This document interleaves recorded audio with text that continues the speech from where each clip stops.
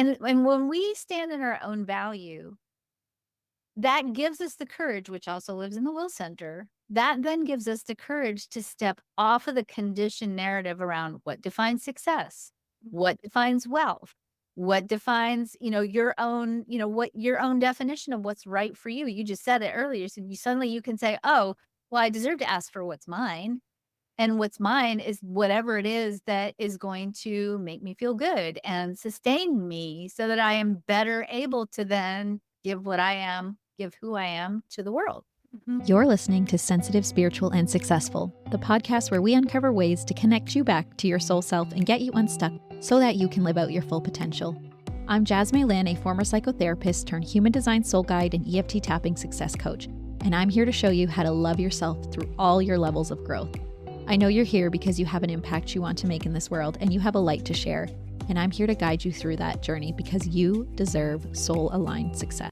Before we jump into this amazing episode, I wanted to tell you about a free 3-day event called the Take Up Space Summit. It is hosted by my dear friend Tammy Mack, and if you were a part of my Ultimate Human Design Summit, you know that she was a speaker on it as well. It's all about giving ourselves permission to take up space in life and business. You know that you want to start taking the first steps. You know you're meant for something bigger, so this summit is going to help you unlock that. It's going to highlight wonderful psychosomatic tools. There's human design, gene keys, breath work, EFT tapping, of course. And these tools are going to help you embrace your potential and transform yourself from the inside out so that you can start doing what it is you truly want in this world. It is running July 24th. It's 3 days. It's free to sign up. The link is in my show notes. Hope to see you there. All right, let's jump into the episode. Hi, everyone. I have Dr. Karen Curry Parker here. She is the founder and creator of Quantum Human Design and the Quantum Alignment System. She is an international Amazon bestselling author of multiple books on personal transformation, spirituality, and human design, of course. Her core mission is to help people reconnect with their natural creativity, manifest their desires effectively, and consciously use the frequency of language and narratives to craft a life that best serves themselves and adds more love and joy to the world. Karen, thank you so much for being here. Thank you for having me. So with the other speakers, we started with a little human design introduction. Can you share a little bit of your human design with us, or any part of your human design that allows us to get familiar with you, your energy? Sure. So I am a 4/6 manifesting generator, and in traditional human design, I am a cross of contagion. Thank you. So when I was reflecting before this interview about what I would love for you to share and touch on, I think what I'm really most inspired by personally is your story and your commitment to going towards your soul's mission. I think when we look at what you've built and what you're doing, it's easy to forget that you've been doing this for 30 plus years. Yes. Right? I forget every day. I'm like, wait, do the math. Oh, wow. That's a long time. I think there's a lot of people listening who I help people who are just starting to get out there and build something for themselves. And so that's kind of what I want to touch on a little bit about you and your story. So I think the word that comes to mind when I think about your story is the word perseverance towards living out your soul's mission. Would you agree? Well, my son is in the gate 29.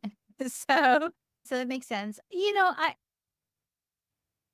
don't know. I mean, I guess maybe, but I think it's more just that I have always had, and I think this is more the sixth line than anything else, a deep sense of mission and purpose. And that sense of mission and purpose has always invoked in me the question, which is actually part of my daily prayer, is how can I serve the world at my highest level today? And the answer every morning still is human design.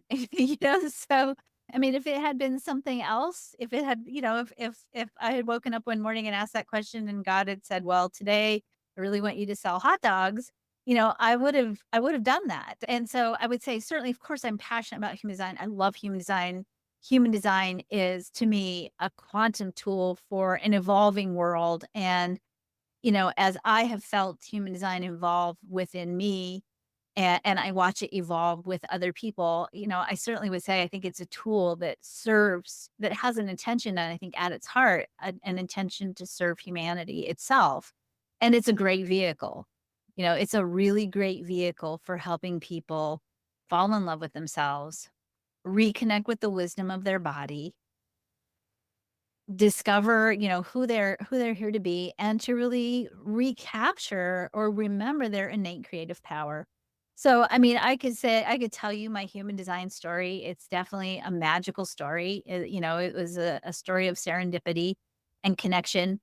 But really the story starts way, way before human design. And, to me, I would say the story starts when I was 4.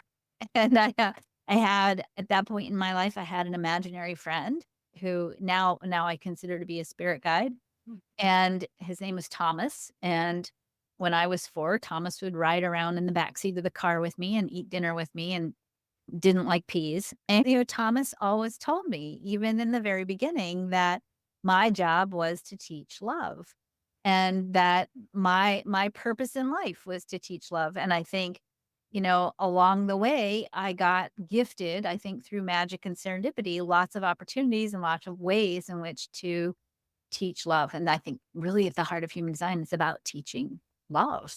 Mhm. Teaching how someone can love themselves a little deeper and accept themselves. And I would say, and it's not just about the self. I think that's where we start. Mm. It's really, and it's really interesting when I survey my students over the years and I ask them, well, what is the biggest gift or the biggest blessing you got from human design? Hands down, the number one answer is not, oh, I learned to love myself. Hands down, the answer is, I got to learn how to better love the people in my life that are Mm. close to me. I can see my partner and I can understand he has the 3955. And so, yeah, he's provocative. Yeah, he teases me, but that's who he is. Yeah, he's moody, but that's who he is. Now I don't think he has a problem. Now I can say, okay, how can I make space within myself to really allow myself to be present to this person in a way that allows them to be themselves, right? So and I think that's boy, we're going in a weird direction, but let's just keep going. Let's go. Let's go. We talk so much in the human design community about the self. I mean, even we have vocabulary words about the self and the not self, right? And we think it's about ourselves and a tool for personal awakening. And I'm going to throw the gauntlet down and challenge that theory, because I don't think it's a tool about the self. I think that for planetary awakening, for global awakening, we can't do it without an army of awakened individuals, and that the purpose isn't for you to wake up and be like, whatever, I'm gonna do my own thing, which I'm not saying that's what's happening, but I do see sort of that mindset. It's really more about how can I fulfill my own story? And most importantly, how can I heal my self-worth? Because that's huge, right? How can I heal the will? Because when I stand in a space where I know I am a once in a lifetime cosmic event, and I am an integral part of the tapestry of the cosmos. In fact, the cosmos is what it is because I exist, right? And when you can understand that, when you really can go, whoa, that's amazing, and you embody that, now what melts away? Well, the first thing that melts away is competition. What competition do you have? You're no longer in competition with anybody else. Not only that, now you're living from a place of your own enoughness, right? And so you've embodied this energy of, I am enough, I am precious, I am enough. And when we're in the space of enoughness, not only we're not competitive, the point at which we're making decisions shifts, right? We're not operating from a place of lack. We're not trying to make decisions based on what we need to do to prove our value and our worth in the world, which is immediately going to put us out of integrity in every way, right? We're making integrity based, sustainable, because the will center is about sustainability, integrity based, sustainable decisions that are not competitive. And now you start to go, I'm a once in a lifetime cosmic event. Oh my God. So are you, and you, and you, and you, and you. And now we're making a decision based on enoughness that's not just about ourselves, but it's about everyone. Mm. Right. And, I don't know how old you are, but I suspect you're not a grandma yet. But for me, you know, I have this moment in my life. My oldest grandson is 5. He just stopped by because he wanted to give me a hug because he hadn't seen me since Friday and he misses me. That would be cool. But his name is Theo. And I got to be the first person to hold him because my daughter had a cesarean and her husband faints at the sight of blood. So I got to go in and be with my daughter and obviously my grandson when he was born. And they put my grandson in my arms, and everything about human design suddenly made sense in a much more expansive way because it's not just about my life. That deconditioning journey is about deconditioning our ancestral lineage. It's about deconditioning the collective narrative. It's about deconditioning all these design crystals that we're all wearing and putting them back into the earth in their deconditioned state so that that next cycle of humanity, which is going to be the world that Theo, my grandson, will be leading, that next cycle of humanity will be deconditioned because we will have cleaned up the stories, all these little stories living in each one of us that are walking on the earth right now. And that human design deconditioning process is really primarily about cleaning up the will center. That self-worth piece done. Because, I mean, that's really, to me, the task of the solar plexus mutation is certainly the shift of the last mutation that we went through in the late 1700s. We had the emergence of the will center. Well, that gave us personal sovereignty, but that's not about being selfish. That's about the me within the we, right? Yes. The will center. And when you speak about deconditioning self-worth, when I would listen and I did level 2 of your training, that was something that I really, really had to work on. And you always hammered that through. It's like once you work on your self-worth, things start to, align for yourself, the way you see the world, the way you see other people, the way you interact with people. And I know firsthand that I have a defined will center in all gates defined, channel 3740, but all the other gates, hanging gates defined except one. I'm like, yeah, it was almost like being okay to stand in, like what I want and what I desire and being okay with going after what I truly want instead of doing things for other people and what they want from me. So anyway, that is very, very true when we start to work towards our self-worth. And yeah, that proving energy, I remember being able to see myself doing that proving energy. And I'm like, oh shit, I'm doing it again. Right? Why am I saying these things? What am I trying to get by saying this and like proving it to other people? So it was that deconditioning work that allowed me to kind of, even be able to start a podcast and, talk to you without feeling, well, I am kind of.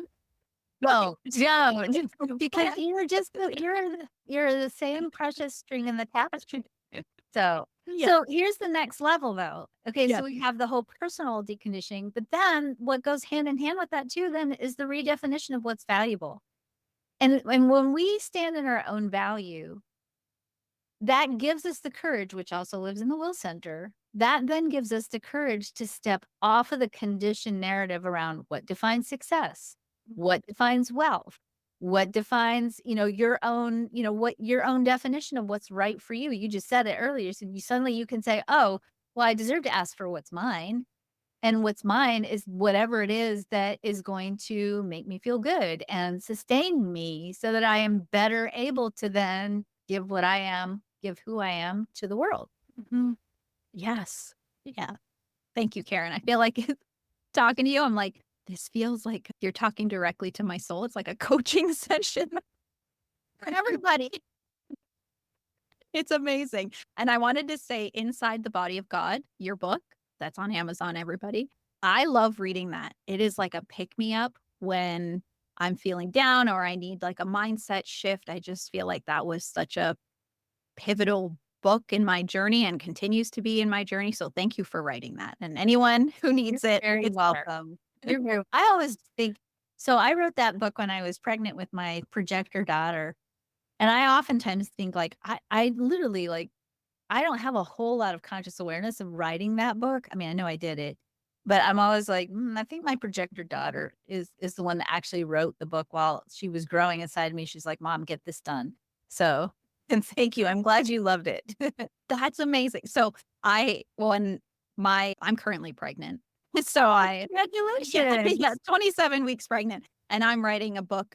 It's not called Tapping by Design. But of course, yours. Talk to Michelle about that. I'm like, oh shoot, sorry. So we're working on that. But anyway, I feel like the momentum that I've had with the summit and doing, these interviews and writing this book, I was told through a spirit baby meditation that I have a manifester in me. Mm, So how fun. I know when you said that your projector daughter, may have influenced that, I'm like, I feel like I am just getting started. Like Mm. I have all this like, oh yeah, my career is really starting and I'm feeling like I'm getting out there. And I'm like, oh, but I'm 27 weeks pregnant. Like I have a planned C-section just because of, personal things, but it's like it's coming up in 2 months. I will have a baby. Like, what the heck? Well, that's beautiful. And don't, and I think that, again, going back to the original transmission from the voice, Ra was told, this is for the children. This is for the children of the future. We have to work on the parents first, right? But it's for the children. And so, how perfect that you're just starting this trajectory as a mama. Mhm. Yes, I think my kids really I wanted to touch on your story too, because I know that, you raised your kids and you did what you had to provide for them, but also, like, what I could hear through your story is that you continued to do work that still lit you up and you were still doing coaching and all of that. And so I really, really resonate with that story because after I had my first, who's a projector, I kind of burned down everything that I had going. Like I had my own, private psychotherapy practice and I'm just like, I kind of want to go bigger, like, Mhm, serve mhm. people on a larger scale. And so I had to really work on my fears to be able to do that because consciously I wanted it, then I would do it, and then I would sabotage, but just come back to safety. But now I feel like I have this momentum, and it's like, yeah, the energy of. I think you said you had the 2750 in your chart. I do. I Yeah, do.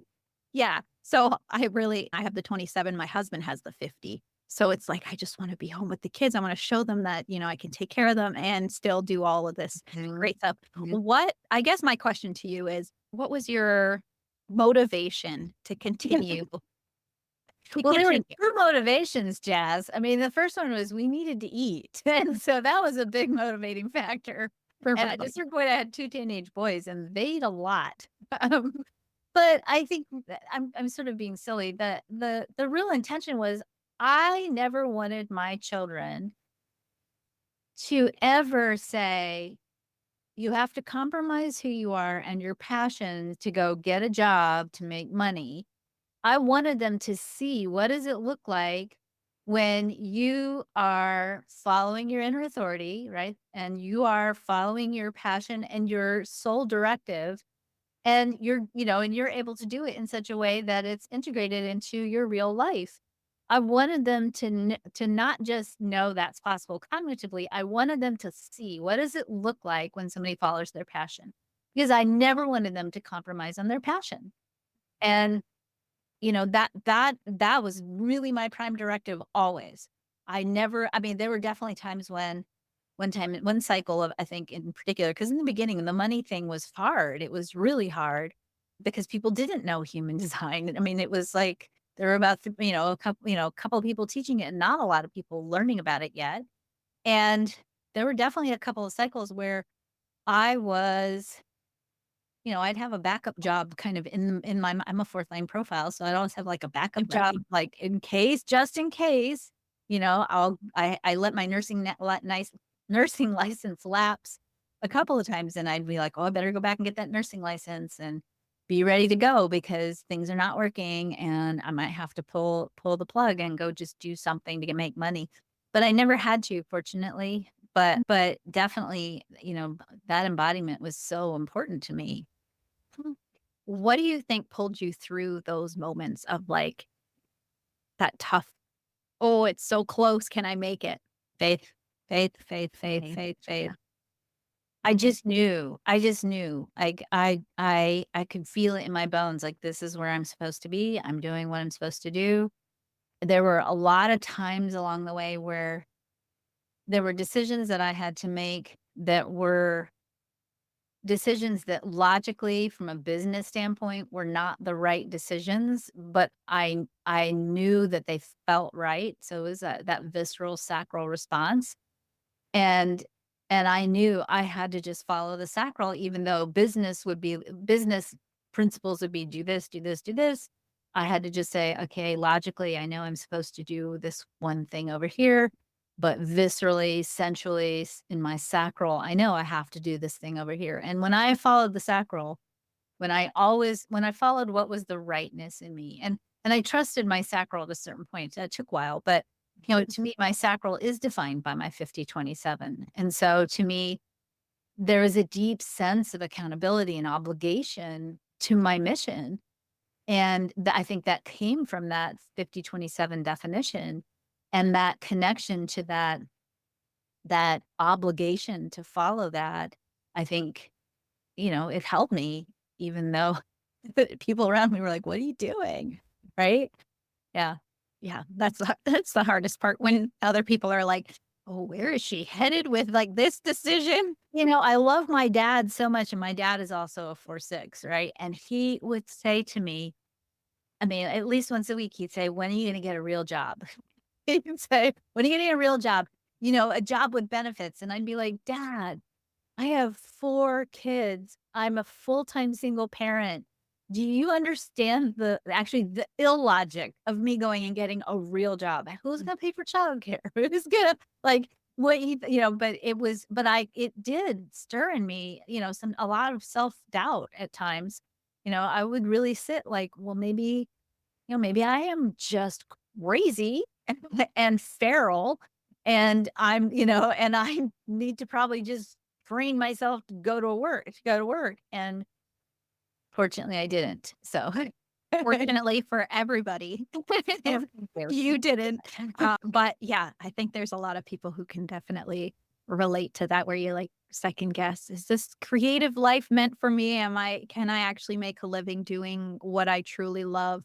And like I said, I feel like I'm like starting to see, that it is possible. But 4 years ago, I was like, this is really hard.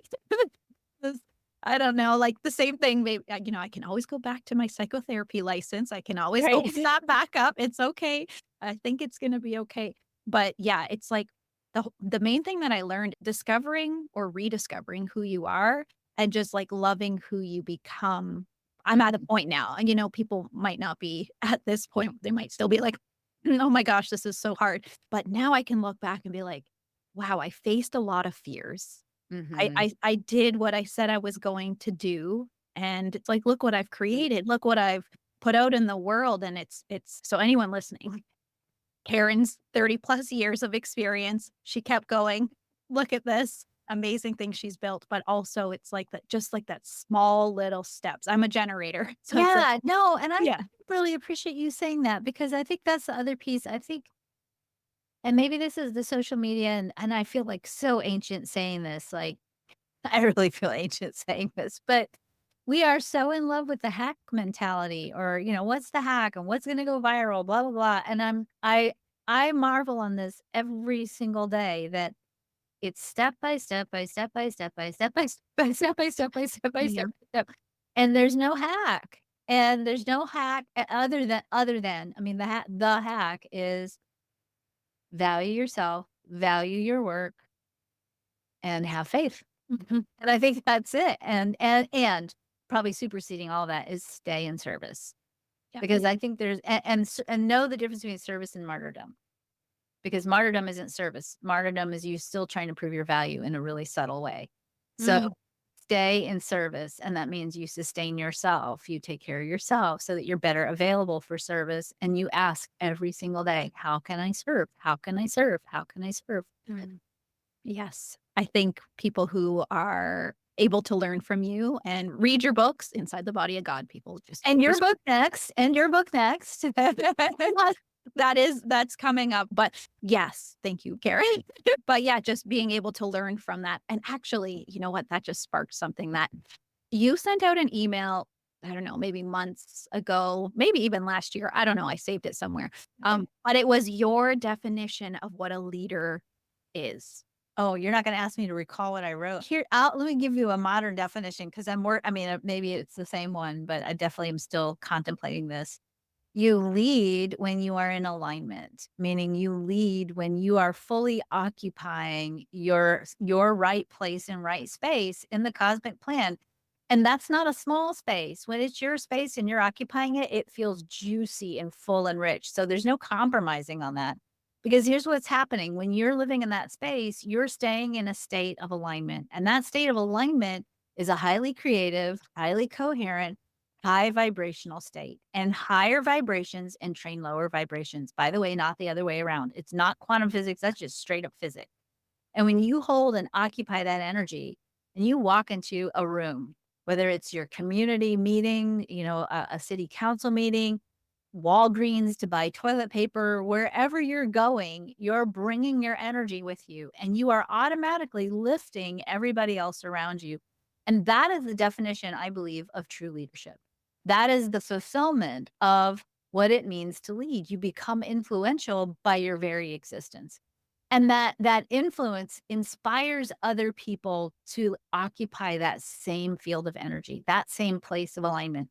And really, if you think about it, I mean, I love birds because they embody a lot of the energy of where we heal trauma in the design chart, right? So to me, birds are healers. And when you really start looking at birds, like when you get into the habit of looking at birds, they're like every single one of them is so different and so beautiful and so unique. And every species is just like unbelievably gorgeous. Whoever created birds, high five. That was a great idea.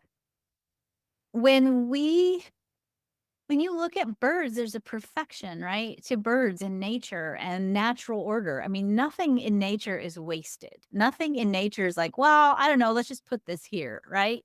And nothing in nature is like, dang it, I'm a blue jay and I really should have been, a hummingbird and I got the wrong life, right? We I think because of our higher order of evolution or whatever our different order of evolution, maybe we're not higher because I'm not sure if that's necessarily true, but because of our different order of evolution, we forget our right place and we think our right place is less than. But when we're all occupying our right place, each and every one of us, then we're creating this beautiful, unified way of moving through the world. If you've ever seen like starlings move, they move in these big clouds, right? Thousands of them. It's called a murmuration. We can't do that right now as a species because we're so like, if we started to fly in murmuration, be like, wait, where am I? Oh, look, he's over there doing that. We'd be so distracted because we wouldn't be within ourselves. Our perspective would be so external and we'd be measuring, engaging, and valuing ourselves based on what was going on around us. We wouldn't be able to fly together in a murmuration. I think that if we learn to live in our right place and hold that energy, and everybody else around us is entrained into that state, then our capacity to literally move through the world as a creative force in a murmuration, if you will, that brings transformation. I think that's really what's ahead for us. I actually think that's what the solar plexus mutation is really all about. I don't think we're going to be living in compounds with guns and, hoarding resources. I think we're going to be figuring out how do we fly together towards a common good? How do we build a world where no child is hungry? Everyone is celebrated for being the true expression of who they were born to be. We all work together to make sure everybody has enough, is enough. That's the world I think that's the promise of the chart itself. And when we're all in our right place, we can do the work necessary, our right work necessary to support not only ourselves, but each other in moving forward towards that. Mhm. I love it. I love it. I love the way you explain everything. I'm just like soaking it all in. You trained with raw and traditional human design. What, I guess, again, inspired you to create quantum human design? Can you explain that for the listeners? I can. So, I just like you, I bring a healing background to my human design training. I was a nurse first by training, then I was a midwife, then I was a life coach, then I was an energy healer. I did a lot of different things along the way. And my focus with learning human design and really what I saw instantly with human design was that this gives us a targeted way to really make sure that whatever we're doing with our clients, our people is going to really meet their needs, their unique needs. And, that therapeutic approach to human design always, of course, was part of what turned me on and inspired me. And somewhere along my journey with raw and traditional human design, I think maybe like 2005, my sacral just stopped responding to it. It was like, I get it, I like it, but it's not enough for me. And so I left traditional human design right before it became Jovian. And I still use traditional human design. I mean, I wrote a book about it. It wasn't like I wasn't doing it. I just really felt like there's something else and I couldn't quite figure out what it was. And so around that same time, I had a lot of clients coming to me. I had a lot of, all my clients almost were projectors. They were all projectors except for two. I had two generators in like 10 years. And my clients kept saying to me in various different ways, they were saying to me, I like human design. I see that there's something there, but I just don't relate to the language. It feels negative and clunky and limiting. And these were clients that were coming to me that oftentimes had like a long history of, say, 20 years of transcendental meditation under their belt, or they'd done a lot of EFT, or these are people who had really been actively engaged in self-development and deconditioning, we'll call it that, for years and years, and that just wasn't landing. And sort of as that was sort of part one. And as I was having these clients and really thinking about, well, how do I use human design to optimize people's wellness? How do I use human design to optimize people's well-being? I kept remembering a statement that Ra had made. And he made it a couple of times when I was working for him. And he said, human design is for the not self. And he said, one day I'm going to write an awakened Rave I Ching. So the Rave I Ching, as it stands, is for the not self. It's designed to be spoken to, or if we do use Ra's design, to shock people out of, their conditioned expression. And that just stayed in my mind and he, of course, Ra passed in 2011. And I kept hearing that. I kept hearing his voice in my head, like, traditional human design is for the not self. And someday I'm going to write the awakened Rave I Ching. And I thought, he's not going to be able to write it now. He's gone. Because I was waiting. I was like, come on, Ra, let's get this. And so I thought, well, maybe I'll write it. Because I really felt like if you look at if you took what Ra said and you look at traditional human design, you say, okay, traditional human design is for the not self. But the goal is to decondition, which means once you decondition, there's a piece of what's next that's not there, right? Traditional human design to me is a prescription to get people back into their body, right? To get people back into that place where if they're in the shower and divine inspiration drops in, they know what that feels like instead of going, oh, dang, now I got to go wait for this thing to show up in my reality. And, sometimes it does and sometimes it doesn't. And what if you know yourself so well that you know what that alignment feels like internally, and you don't have to wait for something externally anymore, right? And that maybe strategy wasn't designed to be a permanent lifestyle. Maybe strategy was a healing lifestyle, a way of getting you back in touch with your inner wisdom. Mm. And so what I started to do is I started to play with vocabulary words. Oh, I do. I have here. I took all of the vocabulary words in human design and I started going through Rodale's thesaurus. And this took me several years, by the way. And I started playing with, okay, what are the jobs of the different types? What would the evolved expression of each type and each piece of the chart look like? And if you think about I Ching, the I Ching is all about the evolved person, right? And so I went back to the I Ching. I went back everywhere. And I said, okay, let me create a vocabulary for the evolved expression of human design that embodies a high frequency of energy. And so I didn't just find words that I liked, because I like a lot of words, but I also then took them into a cymatics lab and started measuring the frequency of the energies of the different vocabulary words. And so quantum human design was born, I guess, I don't know officially I think I published the encyclopedia 2 years ago. But it was born through all of this long, protracted experience of trying out new words, and exploring the words in the lab, finding the high frequency language, and putting it together as, what's next? Once you follow Teichmann strategy, once you trust yourself, you trust your body, you trust, how do I feel in response to whatever's coming at me internally and externally? Once you get back into that recovered place, what's next? What's the evolved expression of your story? And so that's really what I use human design for. And really, literally, I use it as a storytelling tool so Mhm. that people can begin to craft the arc of the progression of their narrative. So they usually oftentimes start off in the condition phase. They come back to baseline, which is traditional human design. And then from that baseline phase, as they consciously continue to evolve and grow, they grow into the quantum expression of who they are. That sounds like a lot of hard work, heart work, I almost said, Or actually. better. It really was never hard. It was definitely fun. Yeah. It was like something that was meant for you to kind of explore and put together. And I love that when it's an evolved version of yourself that you're reading, I always look at it like when you look for a target or like, people look at affirmations and stuff, and you kind of set your sights on like, okay, this is what I can kind of see for myself. That's what I love quantum human design for, because you can see that higher expression there and you're like, ooh, me? Like, I think Right. that's what Right. inspired my book a Well, little I bit too. think it's not just human. I actually find that people are like, "Oh, yeah, that makes so much sense." They especially the projectors, they're like, "Oh, I thought that's what I was doing all along." Right? Yeah, for Yeah. sure. It's like a reminder, a remembering. Mhm, mhm. Yeah. So that whole like the self concept can almost change. And then it sparks that, okay, I kind of know where I'm headed now. So Right. that's where that's the way I see quantum human design when you read those certain expressions. It's like, all right, I can head there, but what do I need to, clear up Mhm. and clean up?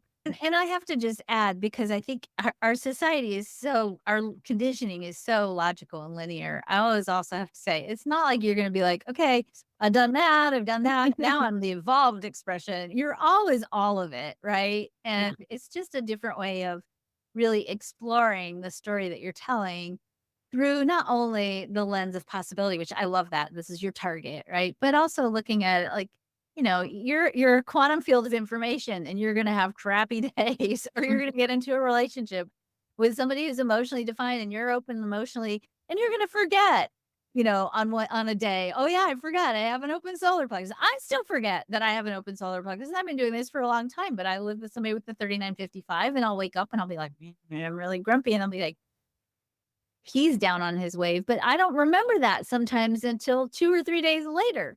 And, after I've created a whole lot of drama in my life. So Yes. It's like we have to remember that it ebbs and flows and that we're in relationship with others. right. They're always going to be a part of us. Okay. So if you're okay with answering this question, I don't know if it's going to be too long. You can decide for, Yeah, I'll but just I'll just say it and then you can tell me it's okay. Was going to ask, what's something you see each human design type get tripped up on the most? Oh, that's a good question. So I think the initiators the manifestors, I think they get tripped up on the idea that they have to initiate other people and then they're stressed out because they're like, wait, what do I do? What do I have to initiate others to do? The only person you're here to initiate is yourself. The generators, I mean, that's an obvious one. They're always tripped up on quitting and trying to figure out this maybe frustration might be the other thing because I think we sometimes think that, oh, I'm frustrated, I should quit. And we don't remember, oh no, frustration means you have to sit with it until it feels right to do something else. And oftentimes we're like, I'm frustrated, quit. Manifesting generators, I think the thing that trips up manifesting generators is that I'm thinking about myself right now. Like, what trips me up? I think that while there's there's an internal hardwiring around how much can I actually do, and it's a game, right? It's like it's a fucking game, and it's a disastrous game. Like at a certain point, you do hit the finite place, and there's no valor. And wow, I made 48 dishes for Thanksgiving, and they all got put on the table. Ha, thank you, manifestation generator, right? It's like nobody else cares. Just I mean, they really don't. And also, it actually tends to make other people feel bad. Not that you shouldn't do that because of that, but sometimes there's limits, and it's okay to just play. Mhm. And I think the projectors, God, can we please remember you are here to wait for the big invitations in life. You do not need an invitation to ask for $30 for a taxi fare because you need to go to the hospital, right? You don't need to wait for those little tiny invitations. It's the big things like marriage, getting a job, is the big things in life, and that you deserve to live your life in between all that. You can talk, you can ask people questions, you can ask for help, you can go to a movie, you don't need an invitation. And I would say for the reflectors, I would say the biggest thing that trips up reflectors is codependency. And I think in the way we teach human design, we teach that home is out here for the reflector, but really the goal is to find home within yourself. And then no matter where you are, you'll be able to be the reflection of home wherever you go. Mhm. I love that. Those are your messages, people. Soak them up. All right, Karen, what's your personal definition of success if you could sum it up? In one sentence? For yourself, I guess. Or I if you mean, refuse my personal definition of Yeah. success, if I was gonna like high five myself as I'm crossing over, I would say, um, the world is abundant, sustainable, peaceful, and just. And if I leave the world and I contributed to creating a world that embodies those energies, I will feel very successful. I love that. Thank you for sharing that with everyone. What are you currently working on? Gosh, there are some few books on the way. I have or- 4 books I'm working on right now. Oh my god. I finished my dissertation last year, so now I'm like, "Oh, I'm bored." So I'm finishing up a book on an integrated approach to using human design as a tool for healing. I'm finishing up a book on manifesting. I am writing a book on relationships by design. There is one other one. What is the other one I'm working on another book, but I can't remember what it is. I'll have to go find my list, but yeah. Oh, wow. Okay. You're working. Is that like the manifesting generator? You got a little bit here, a little there. Maybe. Maybe. Yeah.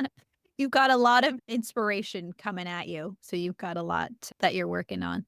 Yeah, it's exciting. It's Yeah. very exciting. I'm sure everyone's excited to read those books too.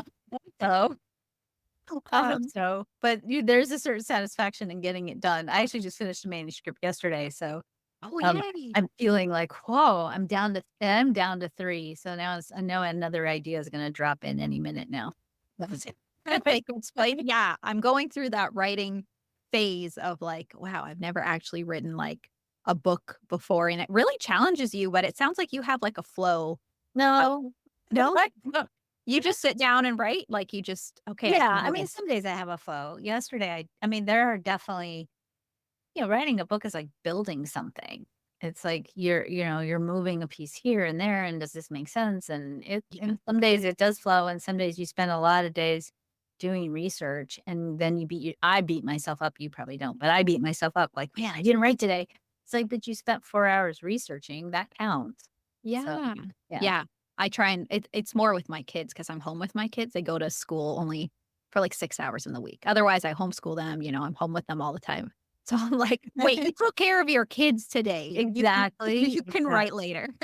Exactly. Don't forget that. Okay. And last question for you, Karen. How can people find you, connect with you?